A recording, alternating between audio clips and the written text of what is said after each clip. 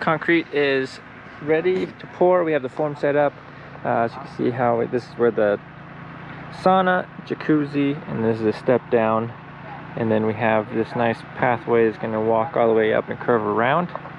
And then where the deck was that we pulled out over here, the forms are set up. And we're going to be pouring concrete. It's going to be colored concrete, so it comes pre-mixed with a color in it. And so we have this here set up, prepped, compacted, and ready to go. So we've got to get going. We have a concrete truck